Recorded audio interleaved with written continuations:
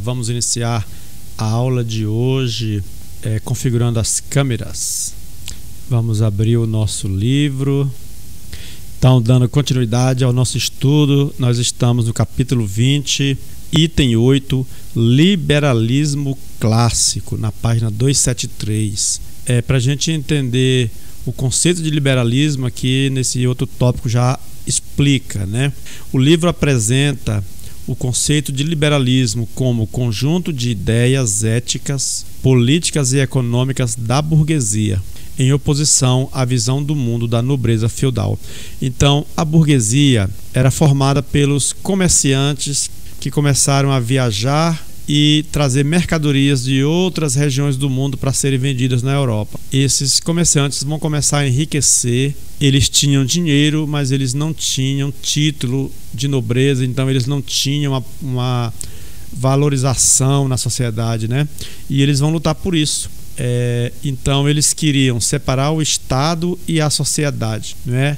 Porque na época, o Estado da época era o Estado monárquico, onde o rei e a nobreza tinham uma influência muito grande sobre todos da sociedade, né? Então eles queriam separar o Estado e a sociedade, para que o Estado não viesse a impor cortes, limites em cima desse grupo, principalmente que estava emergendo economicamente, né? Então vai surgir esse movimento chamado de liberalismo. O liberalismo ele tem três enfoques: o político, o ético e o econômico, né? O político tem a ver com a questão do poder. Eles vão se colocar contra o absolutismo real. Eles vão se fundamentar nas teorias contratualistas que nós já estudamos há pouco, né? Para questionar o poder do rei. Eles vão questionar o direito divino dos reis, que era aquele direito de se perpetuar no poder pelo sangue da família, né? E por detrás disso também tem a questão religiosa, que o poder do rei se origina nos mitos, né? Também e no entendimento religioso, de que ele era escolhido por Deus e para ser rei toda a sua geração posterior. Então eles vão questionar isso, né?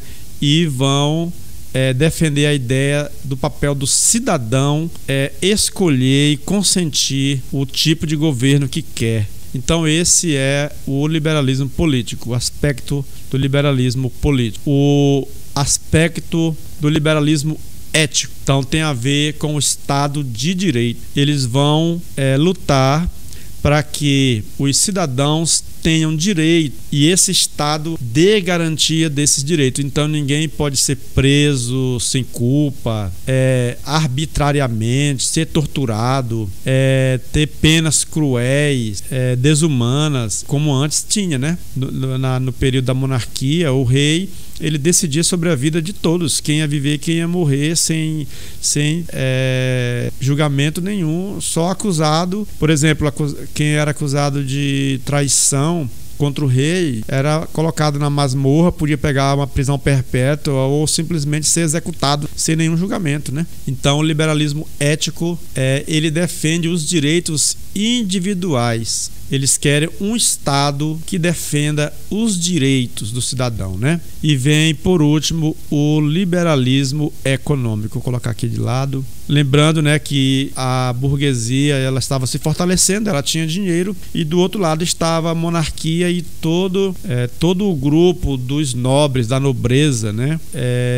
Então eles tinham medo de repente dos nobres, juntamente com o rei, dizer simplesmente: vocês não têm direito de ter essa riqueza que vocês têm, e tomar tudo para eles, né?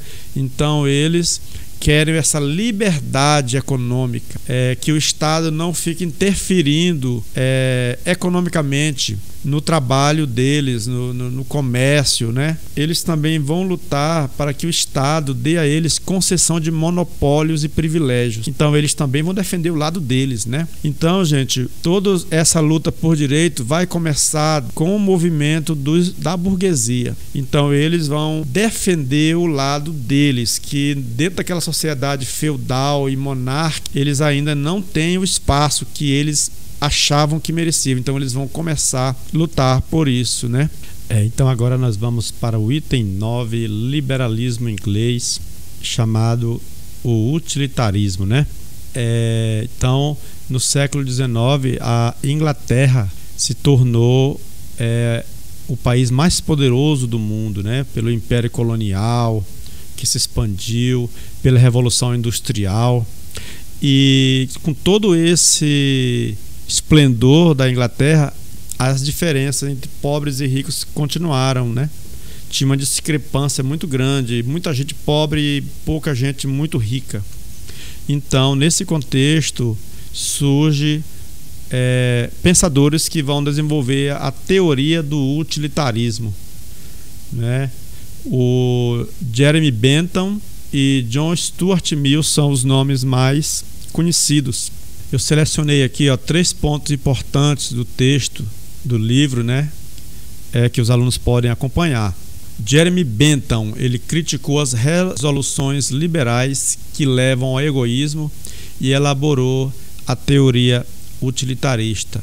Ele fala no papel do legislador, o que é legislador, né? É aquele que tem o papel de criar as leis da sociedade. Então ele fala que essas leis devem ser criadas para promover a felicidade do maior número possível de pessoas na sociedade, né? Então, essa ideia de que a lei ela tem o papel de levar a felicidade ao maior número, ou garantir a felicidade ao maior número de pessoas, é um princípio de utilidade, né? Para que serve a lei? Então, ela serve para isso. Então, isso aí é um princípio de utilidade que o Bentham traz a reflexão, né? O John Stuart Mill entra nessa discussão, né, e interpreta o liberalismo trazendo uma aspiração democrática para dentro do liberalismo, né? Porque quando o liberalismo começa a ser discutido pelos burgueses, eles não têm uma ideia de direito para todos da sociedade, não. Inicialmente, eles vão lutar pelo grupo deles, dos burgueses. Não é para todos, né? Eles estavam preocupados com a situação deles. E o John Stuart Mill, ele já vai trazer essa reflexão de que o direito garantido pelo Estado seja para todos. Então ele vai tentar defender os direitos daqueles que mais sofrem na sociedade. Então ele defendeu a coparticipação dos trabalhadores nos lucros da indústria, a representação proporcional na política, para que a expressão das opiniões minoritárias sejam garantidas. É defensor da absoluta liberdade de expressão, do pluralismo, da diversidade, valorizava o debate de teorias conflitantes. Então eles vão trazendo uma reflexão sobre muitos pontos que antes ainda não tinha sido discutido, né?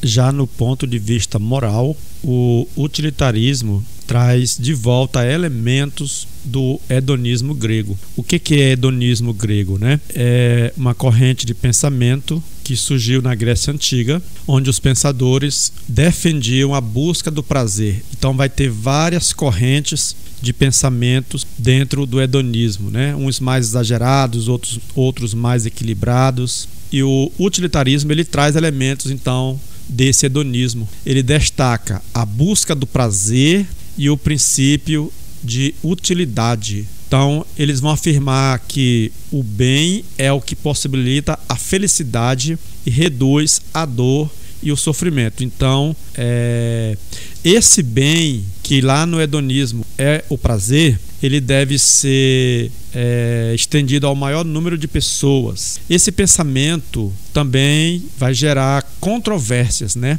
Porque dentro do hedonismo existia a ideia da busca do prazer. Então alguns defendiam que a gente tem que saber escolher o prazer certo, o prazer equilibrado, né? aí prazeres superiores, prazeres inferiores, né?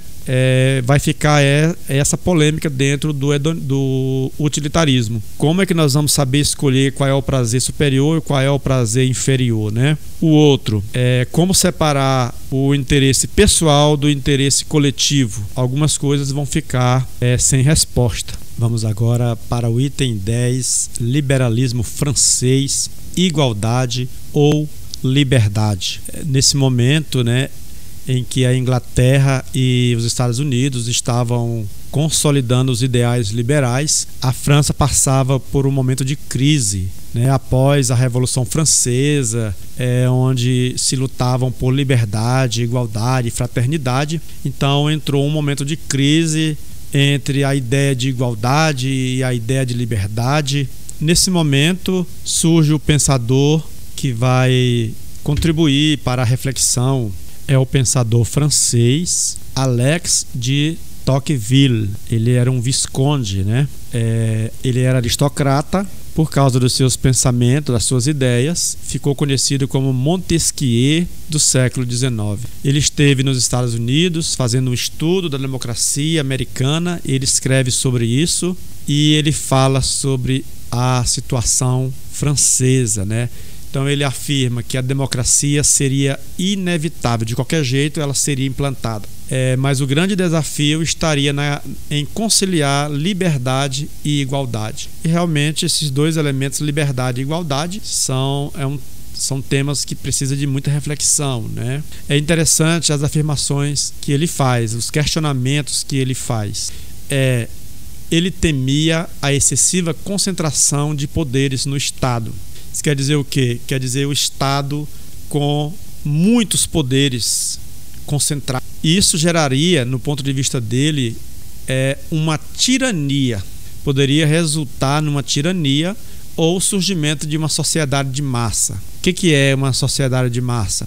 É uma sociedade sem voz, manipulada. Todo mundo vai para lá, todo mundo obedece e vai, né? Então, a sociedade de massa que não tem consciência crítica e é levada para um lado e para outro. É influenciada por ideias que parte talvez até do próprio Estado. Essa sociedade de massa anula as diferenças individuais, os pensamentos individuais, né? Então, para ele levaria a uma tirania da maioria.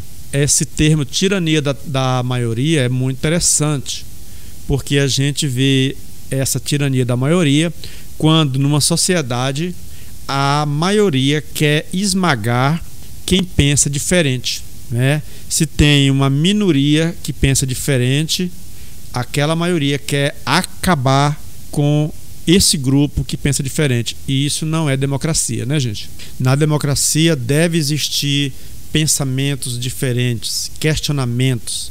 Quem está no poder ser questionado por um grupo que não pertence àquele governo, isso faz parte da democracia. Porque é bom que exista, porque ninguém é dono da verdade, né?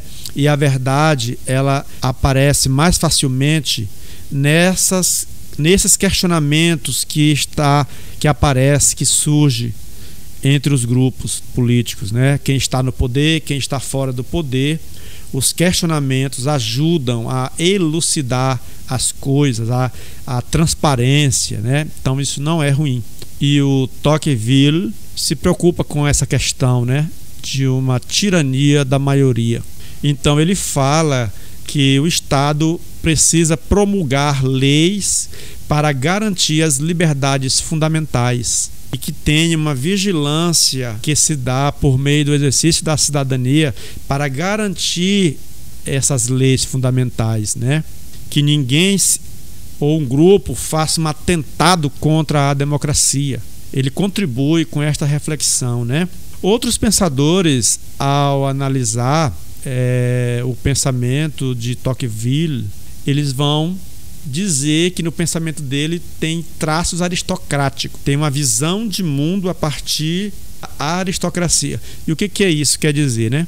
Quer dizer que o pensamento deles, na afirmação desses outros pensadores, focalizava um grupo específico, porque a aristocracia é quando o governo não é um governo formado por pessoas normais, pessoas comuns. Então seria um grupo específico. Todos os governos aristocráticos são formados ou pelos mais ricos, os filósofos, houve filósofos antigos, gregos antigos, que defendiam que o governo deveria ser feito pelos mais inteligentes, por filósofos. Então esse tipo de governo que separa um grupo de pessoas das demais é chamado de aristocracia, né?